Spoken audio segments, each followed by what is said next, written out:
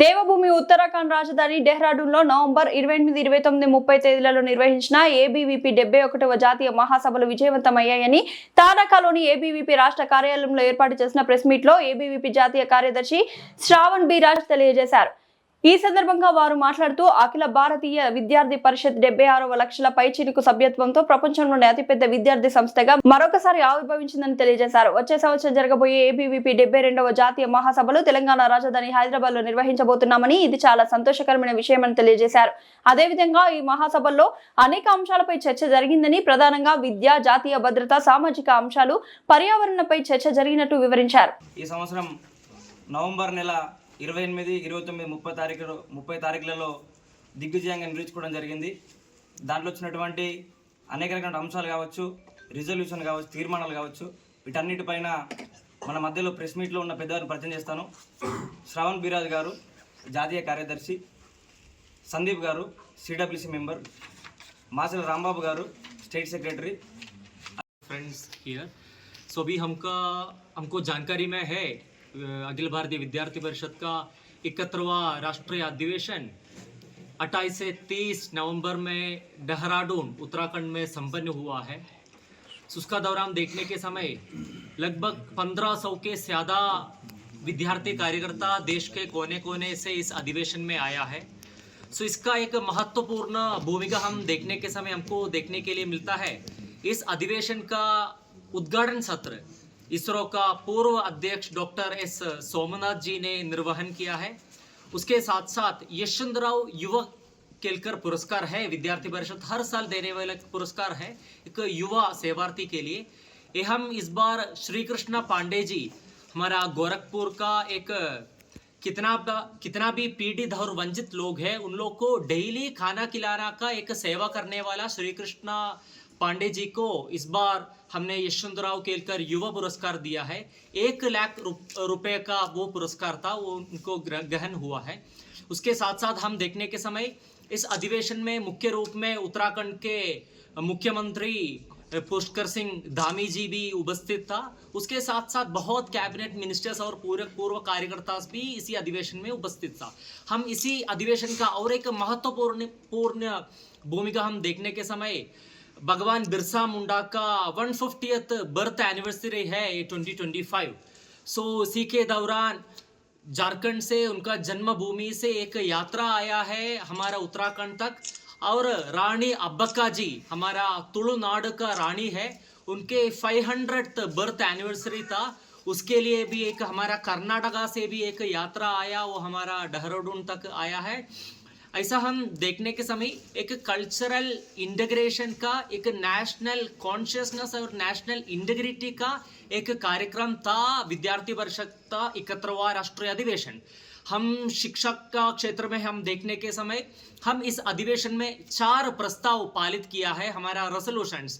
सो प्रस्ताव क्रमांक 1 हम देखने के समय हमको देखने के लिए मिलता है यूजीसी, एआईसीटी ऐसा इत्यादि हमारा एजेंसीज है, वो सब मिनिस्ट्री ऑफ एजुकेशन के अंडर आ रहे. सो हम फॉर एग्जांपल ऐसा बहुत सारे अदर एजेंसीज है. फॉर एग्जांपल हमारा फॉरेस्ट रिलेटेड कितना भी इंस्टीट्यूशंस देखने के समय वो हमारा फॉरेस्ट मिनिस्ट्री के नीचे आ रहे.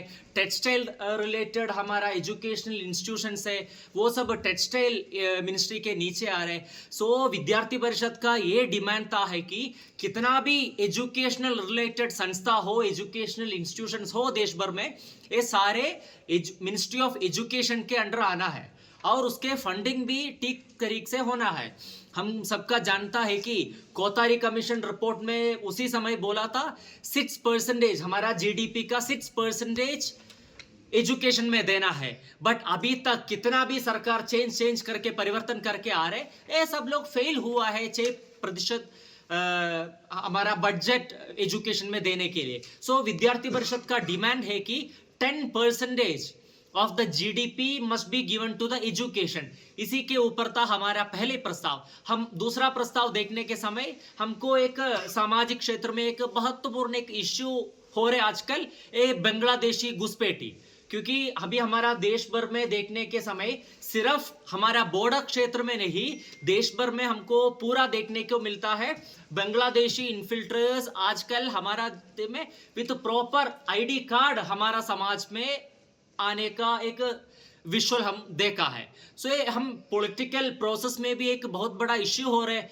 वेस्ट बंगाल, ऐसा आसाम, बिहार, झारखंड, ऐसा प्रदेश में हम स्पेशली देखने के समय एक बहुत बड़ा पॉलिटिकल इश्यू भी इसके कारण। మార్చల రాంబాబు, ఏబీవీపీ రాష్ట్ర కార్యదర్శి.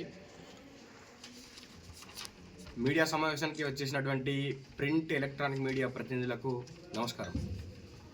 దేవభూమి ఉత్తరాఖండ్లోని డెహ్రాడూన్లో నవంబర్ 28, 29, 30 తేదీల్లో జరిగినటువంటి 71వ అఖిల భారతీయ విద్యార్థి పరిషత్ జాతీయ మహాసభలు విజయవంతమయ్యాయి. ఈ యొక్క జాతీయ మహాసభలలో దేశవ్యాప్తంగా 1500 మంది ప్రతినిధులు పాల్గొనడం జరిగింది, దేశవ్యాప్తంగా ఉన్నటువంటి అనేక రాష్ట్రాల నుండి. ఈ యొక్క జాతీయ మహాసభల్లో ముఖ్యంగా 4 అంశాల మీద అఖిల భారతీయ విద్యార్థి పరిషత్ తీర్మానాలు చేయడం జరిగింది. వాటిలో అన్ని విద్యా సంస్థలు ఏవైతే ఉన్నాయో, వివిధ మంత్రిత్వ శాఖల కింద ఏవైతే కొనసాగుతున్నాయో వాటన్నింటి కూడా ఒకే గొడుగు కిందకి తీసుకొచ్చి వాటన్ని కూడా తగిన ప్రాధాన్యత ఇవ్వాలి, తగిన బడ్జెట్ కేటాయించాలని చెప్పేసి ఒక తీర్మానం చేయడం జరిగింది. అదేవిధంగా రెండవ తీర్మానం ఏంటంటే, దేశవ్యాప్తంగా ఇప్పుడు చర్చ జరుగుతున్నటువంటి అక్రమ చొరబాట్ల మీద ఏదైతే బంగ్లాదేశ్ కానీ మయన్మార్ కానీ ఆ రోహింగ్యా ముస్లింల గురించి ఏదైతే చర్చ జరుగుతుందో, ఈ దేశంలోకి అక్రమంగా చొరబాటుదారులుగా చొచ్చుకొని వచ్చి ఈ దేశ భద్రతకు వాళ్ళు ముప్పుగా వాటిల్లేదని చెప్పి చర్చ జరుగుతుందో దాని మీద ఒక రెజల్యూషన్ తీసుకురావడం జరిగింది. ఖచ్చితంగా వాళ్ళని ఇక్కడి నుంచి వెళ్ళి పంపించాలనే విధంగా ఒక రెజల్యూషన్ తీసుకొచ్చి భారత ప్రభుత్వం పంపే విధంగా ఒక తీర్మానాన్ని ప్రవేశపెట్టడం జరిగింది. అదేవిధంగా ప్రకృతి విధ్వంసానికి కారణము మానవుని యొక్క చర్యలే కాబట్టి ఈ మానవులను అంటే ఒక బాధ్యతగా పౌరులుగా ఎలా ఉండాలో దాని మీద ఒక తీర్మానం చేయడం జరిగింది.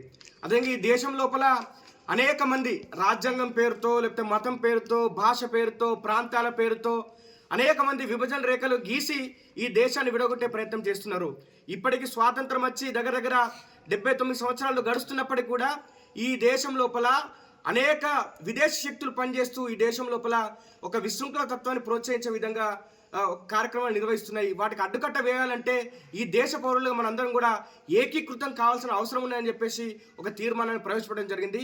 ఈ 4 తీర్మానాలను ప్రవేశపెట్టి దేశవ్యాప్తంగా దేశంలో ఉన్నటువంటి భారత ప్రభుత్వానికి పంపించడం జరుగుతుంది. అదేవిధంగా ఇంతకుముందు శ్రావణ్ బి రాజు గారు చెప్పినట్టుగా ఏదైతే యువత జెన్జీ ఎవరైతే ఉన్నారో ఈ దేశ అభివృద్ధిలో కీలక పాత్ర పోషించేటువంటి జెన్జీ ఖచ్చితంగా స్క్రీన్ టైం ఏదైతే మొబైల్కి ఎక్కువగా అంటిపెట్టుకుంటున్నో ఆ స్క్రీన్ టైం తగ్గించి మీరు మైదానంలోకి రావాలి, ఈ దేశ అభివృద్ధిలో భాగం పంచుకోవాలనే విధంగా ఒక క్యాంపెయిన్ నిర్వహించడం జరుగుతుంది. అదేవిధంగా హాస్టల్ సర్వే పేరుతో దేశవ్యాప్తంగా ఉన్నటువంటి అనేక ప్రైవేట్ గవర్నమెంట్ హాస్టళ్లలో సర్వే నిర్వహించి వారి యొక్క పరిస్థితులు ఏ విధంగా ఉన్నాయి, అక్కడ హాస్టల్ పరిస్థితులు ఏ విధంగా ఉన్నాయి, వాళ్ళ యొక్క ఆరోగ్య పరిస్థితి ఏ విధంగా ఉన్నాయి, ఒక సర్వే నిర్వహించి దాన్ని కూడా భారత ప్రభుత్వానికి అంటే వాళ్ళ ముందు ఉంచబోతున్నాము. ఇవి యొక్క మేజర్ ఈ యొక్క జాతీయ మహాసభలో తీసుకున్నటువంటి నిర్ణయాలు. అదేవిధంగా ఈ రాష్ట్ర ప్రభుత్వ విషయానికి వస్తే రేవంత్ రెడ్డి గారు ప్రజాపాలన చేస్తున్నామని చెప్పేసి ఏదో చెప్తున్నారో 2 సంవత్సరాలు గడిచినప్పటికీ కూడా తనే స్వయంగా విద్యాశాఖ మంత్రిగా ఉన్నప్పటికీ కూడా ఈ విద్యాశాఖలో ఉన్నటువంటి ప్రాబ్లమ్స్ ఎక్కడెక్కడ పేరుకపోయినాయి. ఇప్పటికీ అనేక మంది ఎస్సీ, ఎస్టీ, బీసీ, మైనార్టీ విద్యార్థులు 90% మంది విద్యార్థులు చదువుకునేటువంటి ఆధారపడి చదువుకునే ఫీ రియంబర్స్మెంట్ కానీ స్కాలర్షిప్లు కానీ మాకు రిలీజ్ అయితే సర్టిఫికెట్ తీసుకోలేకపోతున్నాం అని చెప్పేసి రాష్ట్ర వ్యాప్తంగా రోడ్ల మీదకి ఎక్కడెక్కడ వచ్చి నిరసన తెలియజేస్తే వాళ్ళని అరెస్ట్ చేసి వాళ్ళ మీద కేసులు బనాయించి జైలుకు పంపించే కార్యక్రమాలకు ఒడగడుతున్న తప్పిస్తే ఇంతవరకు నయా పైసా విడుదల చేసినటువంటి పాపన పోలేదు. కాబట్టి ఖచ్చితంగా వచ్చే విద్యా సంవత్సరంలో ఈ యొక్క బడ్జెట్లో నువ్వు విద్యారంగానికి తగినటువంటి బడ్జెట్ను ప్రవేశపెట్టకపోతే ఖచ్చితంగా నేను నిలదీస్తాం, నిగ్గదీస్తాం. నీ యొక్క ప్రభుత్వానికి ప్రధాన ప్రతిపక్షంగా వివరించి ఖచ్చితంగా నీ ప్రభుత్వాన్ని ఈ యొక్క సమాజంలో ద్రోహిగా నిలబెడతామని చెప్పేసి అఖిల భారత విద్యార్థి పరిషత్ హెచ్చరిస్తున్నది. అదేవిధంగా పరిశోధనలకు నిలవై ఉండవలసినటువంటి విశ్వవిద్యాలయాలు విశ్వవిద్యాలయ పరిశోధన పడకేసింది. అక్కడ నిధులు కేటాయింపు లేక వాళ్ళ యొక్క బడ్జెట్ తగినటువంటి విధంగా బడ్జెట్ లేక వాళ్ళకి బ్లాక్ గ్రాంట్కి తగినటువంటి బడ్జెట్ లేక విద్యార్థుల మీద ఫీజుల భారం మోపేటువంటి ఒక ఒక సంస్కారం కుసంస్కారం ఈ రాష్ట్రంలో అవతరించింది. దానికి ఖచ్చితంగా చరమగీతం పాడాలని చెప్పేసి ఏబీ భావిస్తున్నది. కాబట్టి ఈ యొక్క రాష్ట్ర ప్రభుత్వం వ్యతిరేకంగా మేము ఉద్యమం శ్రీకారం చుట్టబోతున్నాం.